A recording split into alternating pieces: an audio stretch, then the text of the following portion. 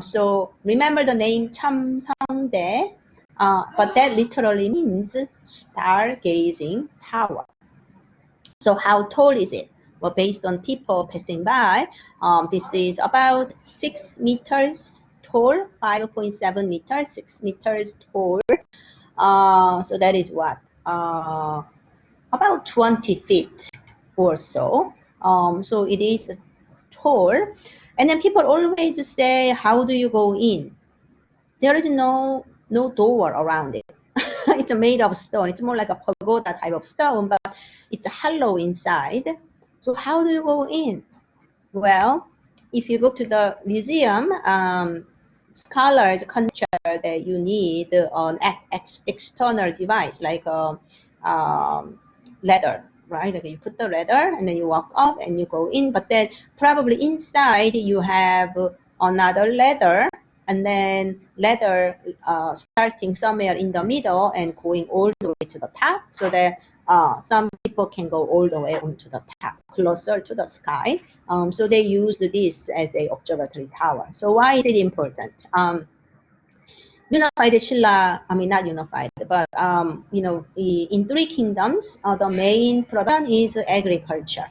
So in order to have a successful harvest, you needed to know when the equinox starts, right? Or summer solstice or winter solstice starts, so that you can predict the change of season, or when the rain will come, right? You see the day before there are a lot of clouds somewhere, then you can imagine that next day it's most likely rain, right? So agriculture, and then they also create an almanac. Almanac is like a seasonal activities. So when you are going to have a hunting, well, again, it's related to the movement of the stars. They didn't have the idea of the Earth rotating around the sun, right? So they are going to see the star movement, and then also see the cloud and other signs, so that they are going to create sort of a data, right? Like a long-term data for regularity of their agricultural activities and other rituals. So it's very advanced. If you don't have your own observation, what will happen is you just use Chinese almanac, but people knew that Chinese almanac that works well near Yellow River, that doesn't work well in Korean Peninsula, right? So that it was an important effort to have some control over natural disasters. So I want you to remember. So the technique is the same. If they can make the Sakuram, dome, I mean, well, this is earlier, so people who can make this kind of colossal custom monument, then they can naturally make the Sakuram style stone dome later on. And this is also made of granite.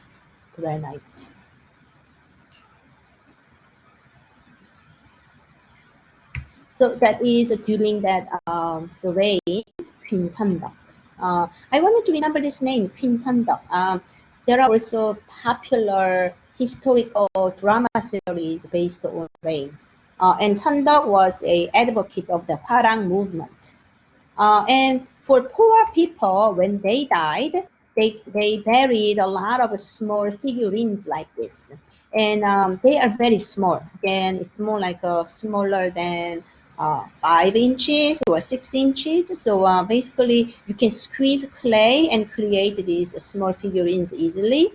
So singer and musician, right, like playing the musical instrument, or wife, you can see the breast and skirt, and then an old man as a couple, or you see like a face more similar here, and other singer and dancer. And these are like small figurines. So if you are not that sacred bone or a true bone family, you still want to, have a well wishes for your dead family members, then you this type of very small figures. No coloring, just either natural dried or slightly baked. They are fragile.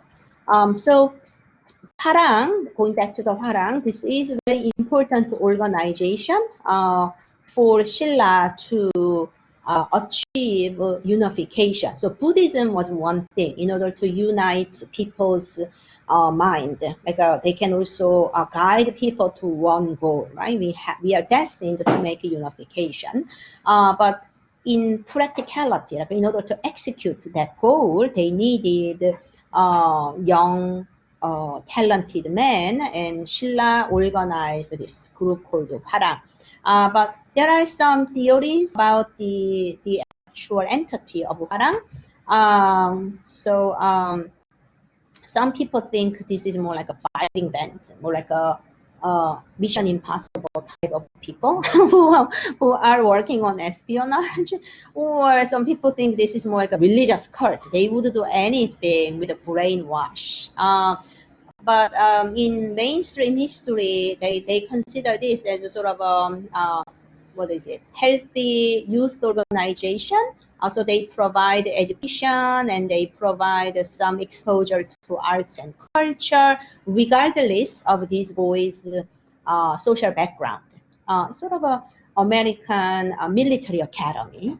Anyhow, the word itself means flower boys. It certainly means that they are really proud young children of our, young boys of our society.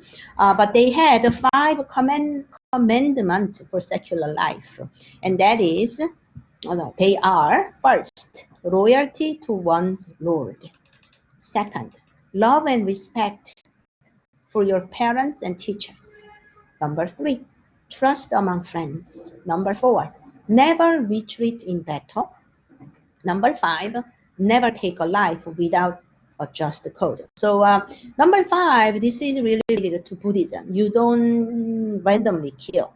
Even though you are a capable warrior, you only kill when there is no other option. But otherwise, you let them live. And then you never retreat in battle, because in reality, whenever there is a big battle, people fled or they just hid somewhere, right? They don't want to risk their lives. So Hwarang was considered very brave because it's one of their commandments.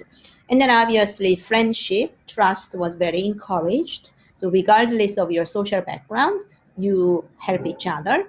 And parents and teachers, you should show respect. And then most importantly, loyalty to one Lord. So number 1 and 1, 2, 3 are very related to Confucianism, the ideas of Confucianism, as they are told by Confucius from older times.